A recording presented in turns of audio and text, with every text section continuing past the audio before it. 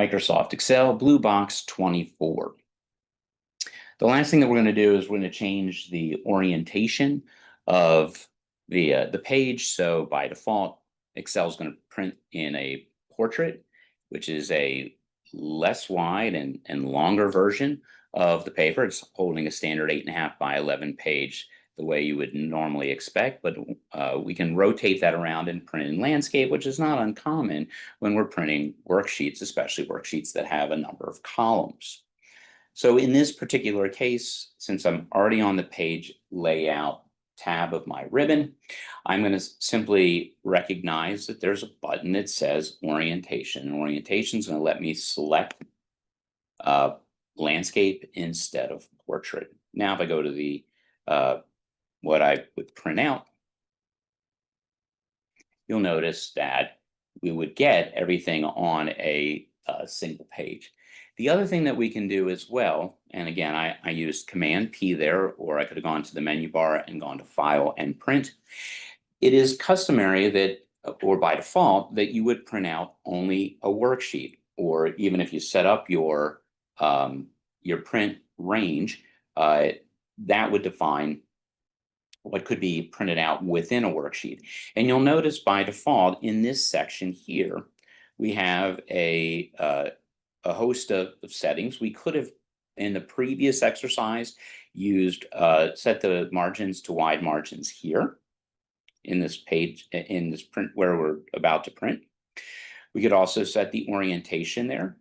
We could also set the scale to fit. So this was an alternative way in which we could have completed many of the various steps in this exercise. But in our particular case, what we would want to do is print not just this worksheet when we print, but print the entire workbook. So you can see that in this section, we could change to entire workbook, in which case it is going to print not just one page, but all 7 pages of our content. And in this particular case, this is not going to hold. So if I hit cancel and I go back and I try to print again, you'll notice it goes back to just trying to print the active worksheet.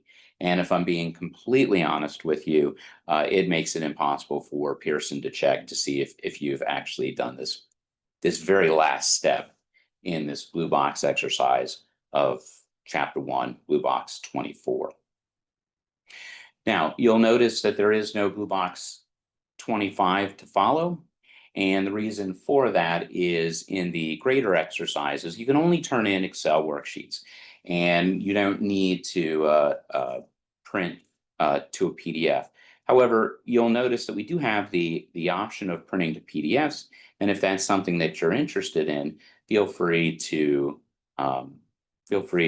review the steps in the textbook. But in terms of exercises for the greater project, Blue Box 24 is the last blue box necessary for completing the rest of Chapter 1, Part A after Part B.